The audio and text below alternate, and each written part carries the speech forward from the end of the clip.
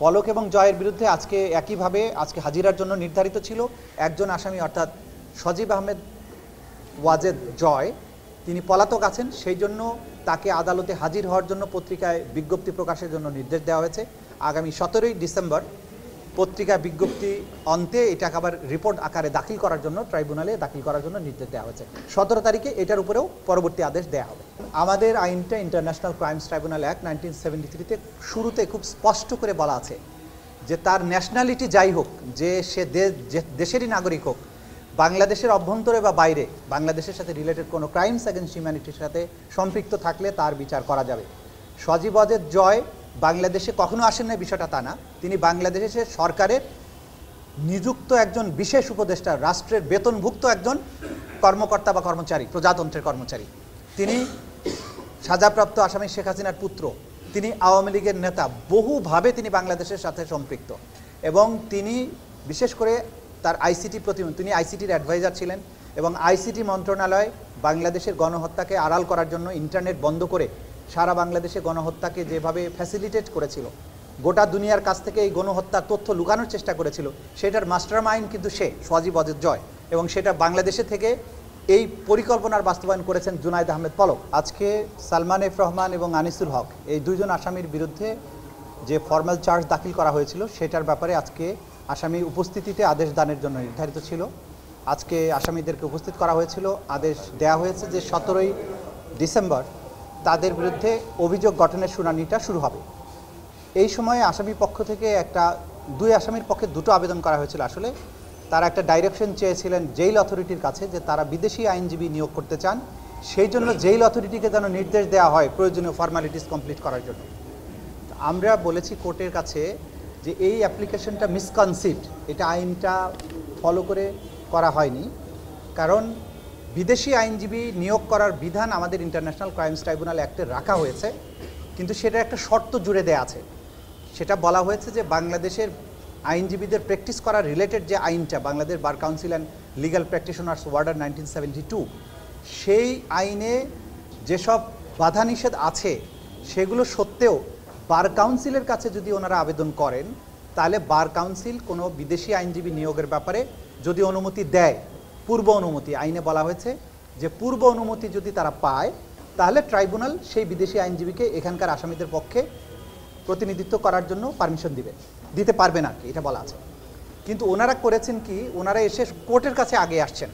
তা আমরা যেটা সাবমিশন রেখেছি যে আইনের যে বিধান, আইনের বিধানকে বাইরে যাওয়ার সুযোগ নেই। কোর্ট পারমিশন দিতে পারবেন বিদেশি আইনজীবীর জন্য যদি তাদের পূর্ব অনুমতি থাকে বার কাউন্সিল থেকে, প্রায়র পারমিশন শব্দটা এখানে আছে। এবং আমরা এটা সাবমিট করেছি যে আদালত এই স্ট্যাটিউট যেটা আছে, অর্থাৎ বিধিবদ্ধ যে আইন আছে, এর বাইরে কোনো আদেশ দিতে পারবেন না। আদালত অনেক সময় ন্যায় বিচারের স্বার্থে আদেশ দিতে পারেন কখন, যেটা আইনের মধ্যে আছে অথবা আইনে সুস্পষ্ট নাই, যে কোনো দিকে যাওয়ার সুযোগ আছে, তখন কিন্তু আদালত তার স্বেচ্ছাধীন ক্ষমতা প্রয়োগ করতে পারেন। কিন্তু যেখানে স্ট্যাটিউট সুনির্দিষ্টভাবে বলে দেয় যে এই কাজটা করা যাবে না বা এটার সাথে এই শর্ত যুক্ত আছে, তখন আদালত পারমিশনটা দিতে পারে না। তো আদালত এটা শুনেছে, দুই পক্ষকে শুনে পরবর্তীতে এটা আদেশ দেবেন বলেছেন। একটা আদেশ তারা চেম্বারে হয়তো দিবেন, যেটা তাদের কাছে গ্রহণযোগ্য মনে হবে, নিশ্চয়ই সেটা তারা করবেন না। এটাই ছিল মূল কথাটা। আর একটা জিনিস যেটা হয়েছে, আমরা বলার চেষ্টা করেছি যে ওনারা অ্যাডজনমেন্ট চাচ্ছিলেন, বেশি করে সময় চাচ্ছিলেন। আমাদের আইনের সেকশন 13-এ খুব স্পষ্ট করে বলা আছে যে এই মামলার কোনো অ্যাডজনমেন্ট থাকবে না, তার মানে প্রতিদিন নিয়মিত চলবে। সেক্ষেত্রেও তো ওনাদেরকে 17 তারিখ হলে প্রায় এক সপ্তাহের সময় দেওয়া হয়েছে। তা একটা জিনিস আমরা মেসেজটা ক্লিয়ার করতে চাই যে এটা একটা বিশেষায়িত আদালত, এইখানে বিদেশি আইনজীবী আনার সুযোগ আছে, আইনের নির্দিষ্ট কাঠামো বা নির্দিষ্ট পরিক্রমা অতিক্রম করে তাকে আসতে হবে। কিন্তু এটা মনে রাখতে হবে যে এটা বিশেষ পারপাজে, অর্থাৎ ক্রাইমস অ্যাগেন্স্ট হিউম্যানিটির মতো একটা অতি গুরুতর অভিযোগের বিচারের জন্য। সুতরাং এটার প্রসিডিওরটা সাধারণ আদালতের চেয়ে ভিন্ন।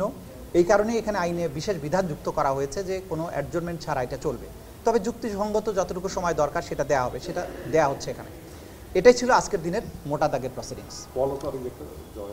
পলক এবং জয়ের বিরুদ্ধে আজকে একইভাবে আজকে হাজিরার জন্য নির্ধারিত ছিল একজন আসামি অর্থাৎ সজীব আহমেদ ওয়াজেদ জয়। তিনি পলাতক আছেন, সেই জন্য তাকে আদালতে হাজির হওয়ার জন্য পত্রিকায় বিজ্ঞপ্তি প্রকাশের জন্য নির্দেশ দেওয়া হয়েছে। আগামী 17ই ডিসেম্বর পত্রিকা বিজ্ঞপ্তি অন্তে এটাকে আবার রিপোর্ট আকারে দাখিল করার জন্য ট্রাইব্যুনালে দাখিল করার জন্য নির্দেশ দেওয়া হয়েছে। 17 তারিখে এটার উপরেও পরবর্তী আদেশ দেওয়া হবে। আমাদের আইনটা ইন্টারন্যাশনাল ক্রাইমস ট্রাইব্যুনাল অ্যাক্ট 1973-তে শুরুতে খুব স্পষ্ট করে বলা আছে যে তার ন্যাশনালিটি যাই হোক, যে সে দেশেরই নাগরিক হোক, বাংলাদেশের অভ্যন্তরে বা বাইরে বাংলাদেশের সাথে রিলেটেড কোনো ক্রাইমস অ্যাগেন্স্ট হিউম্যানিটির সাথে সম্পৃক্ত থাকলে তার বিচার করা যাবে। সজীব ওয়াজেদ জয় বাংলাদেশে কখনো আসেন না, বিষয়টা তা না। তিনি বাংলাদেশের সরকারের নিযুক্ত একজন বিশেষ উপদেষ্টা, রাষ্ট্রের বেতনভুক্ত একজন কর্মকর্তা বা কর্মচারী, প্রজাতন্ত্রের কর্মচারী। তিনি সাজাপ্রাপ্ত আসামি শেখ হাসিনার পুত্র, তিনি আওয়ামী লীগের নেতা, বহুভাবে তিনি বাংলাদেশের সাথে সম্পৃক্ত। এবং তিনি বিশেষ করে তার আইসিটি প্রতিমন্ত্রী, তিনি আইসিটির অ্যাডভাইজার ছিলেন এবং আইসিটি মন্ত্রণালয় বাংলাদেশের গণহত্যাকে আড়াল করার জন্য ইন্টারনেট বন্ধ করে সারা বাংলাদেশে গণহত্যাকে যেভাবে ফ্যাসিলিটেট করেছিল, গোটা দুনিয়ার কাছ থেকে এই গণহত্যার তথ্য লুকানোর চেষ্টা করেছিল, সেটার মাস্টার মাইন্ড কিন্তু সে, সজীব ওয়াজেদ জয়। এবং সেটা বাংলাদেশে থেকে এই পরিকল্পনার বাস্তবায়ন করেছেন জুনায়েদ আহমেদ পলক। সুতরাং তার বিচার আইন অনুযায়ী বাংলাদেশের আদালতে হবে, এটা আইনে খুব সুস্পষ্টভাবে বলা আছে। জরুরি না, ঘটনার সময় দেশে থাকা জরুরি না। ইন্টারনেট বন্ধের হুকুম দেয়া, মানুষকে হত্যার হুমকি দেয়া, এটা দেশের বাইরে থেকেও করা যাবে। এটা সব কিছু একদম অকাট্য ডকুমেন্ট আদালতে আছে। যখন সাক্ষ্যগুলো আদালতে আসতে থাকবে তখন আপনারা এক এক করে পরিষ্কার হবেন যে তাদের বিরুদ্ধে কী ধরনের সাক্ষ্য প্রমাণ আছে। সব কিছু আছে বলেই নিশ্চিত হয়েই প্রসিকিউশন তার বিরুদ্ধে ফর্মাল চার্জ দাখিল করেছে।